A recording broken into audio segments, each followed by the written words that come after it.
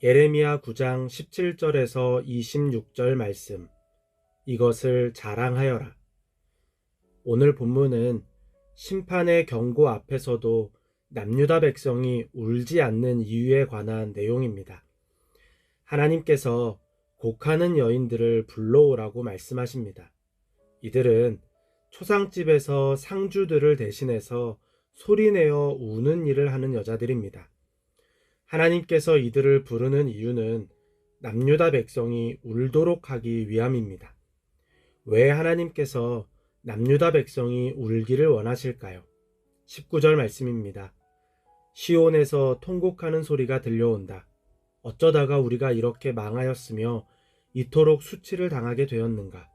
적군이 우리의 거처를 모조리 부수었으니 우리는 이제 우리의 땅을 떠나야만 한다. 시온은 예루살렘을 상징합니다. 즉, 예루살렘이 망했습니다.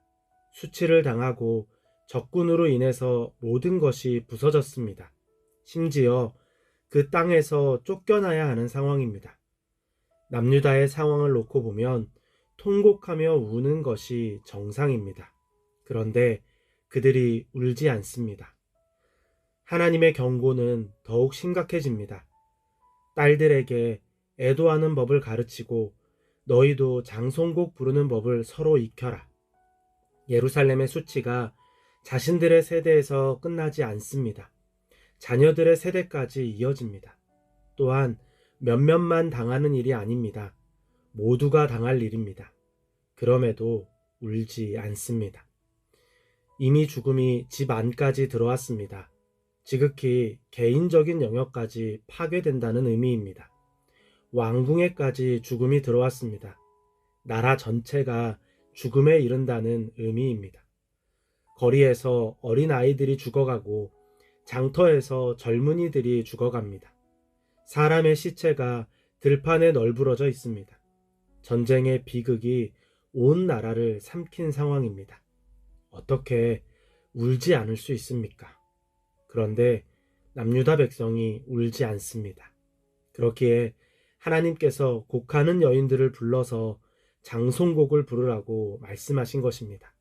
그들의 소리를 듣고서라도 제발 통곡하며 울라는 외침입니다.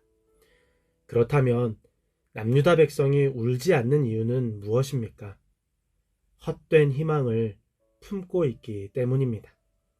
그들은 자신들의 지혜, 힘, 재산을 의지했습니다.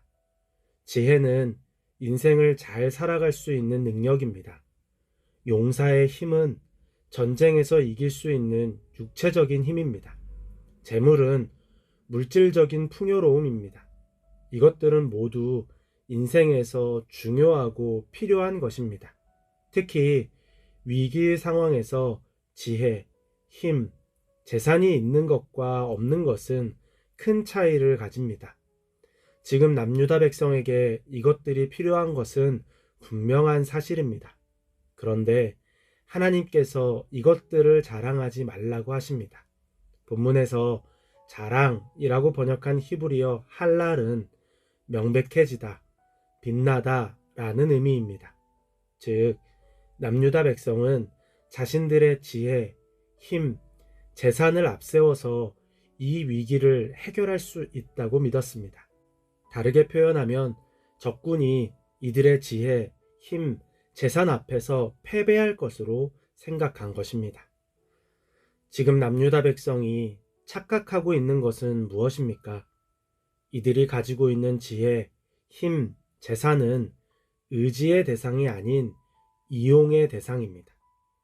의지의 대상과 이용의 대상은 다릅니다. 의지의 대상은 자신을 뛰어넘는 존재입니다. 즉, 자신이 할 수 없는 일을 할 수 있는 존재입니다. 반면에 이용의 대상은 자신이 조정할 수 있는 존재입니다. 즉, 자신의 능력 안에서만 그 힘을 발휘하는 존재라는 의미입니다. 지금 남유다 백성에게 필요한 것은 의지의 대상입니다. 왜냐하면 하나님의 심판은 남유다 백성의 힘으로 해결할 수 없는 일이기 때문입니다. 지혜, 힘, 재산은 의지의 대상이 아닌 이용의 대상입니다. 그런데 남유다 백성이 이것들을 의지의 대상으로 믿고 있습니다. 결국 자신들의 손에 의해서 능력을 발휘하는 것들을 믿고 의지함으로 심판의 경고 앞에서도 울지 않은 것입니다. 하나님께서 말씀하십니다. 오직 자랑하고 싶은 사람은 이것을 자랑하여라. 나를 아는 것과 나 주가 긍휼과 공평과 공의를 세상에 실현하는 하나님인 것과 내가 이런 일 하기를 좋아한다는 것을 깨달아 알만한 지혜를 가지게 되었음을 자랑하여라. 본문에서 안다는 것은 단지 지식을 의미하지 않습니다. 삶에서 경험으로 익힌 하나님을 아는 것입니다. 남유다 백성이 경험한 하나님은 어떤 하나님입니까? 긍휼이라고 번역한 히브리어는 헤세드인데 자격 없는 자에게 베푸시는 은혜라는 의미입니다. 공평이라고 번역한 히브리어 체다카는 이 세상을 다스리시는 하나님의 올바름이고, 공의라고 번역한 히브리어 뮤시파트는 하나님의 올바른 판결, 결정이라는 의미입니다. 지금 남유다 백성이 의지해야 하는 것은 자격 없는 남유다 백성에게 은혜를 베푸시는 하나님이고, 이 세상을 올바르게 판단하시고 다스리시는 하나님입니다. 즉, 하나님께서 이 세상을 다스리는 방법을 믿고 의지해야 합니다. 그래야 비록 지금은 심판의 경고 앞에 있지만 곧 하나님께서 회복하실 날을 소망하며 그 심판을 받아들일 수 있는 것입니다. 남유다 백성에게 하나님은 이용의 대상이 아닌 의지의 대상입니다. 그런데 지혜, 힘, 재산을 의지하며 하나님을 이용의 대상으로 여기고 있습니다. 그렇기에 심판의 경고에도 울지 않은 것입니다. 우리의 삶에도 의지의 대상과 이용의 대상이 있습니다. 지혜, 힘, 재산 등 인생을 살면서 필요한 것들이 참 많습니다. 이것들은 정말 중요한 이용의 대상입니다. 이것들은 우리를 반짝이게 하고 사람들 앞에서 드러나게 하며 남들보다 더 나은 존재로 보이게 합니다. 하지만 하나님의 심판 앞에서 이것들이 우리를 지켜주지는 못합니다. 우리가 의지할 대상은 이 세상을 다스리시고 우리를 옳은 길로 인도하시는 하나님입니다. 하나님을 의지할 때 눈앞에 놓인 상황과 상관없이 오늘 하루를 올바르게 살 수 있습니다. 하나님께서 우리를 지켜주시기 때문입니다. 의지의 대상과 이용의 대상을 혼동하지 않기를 바랍니다.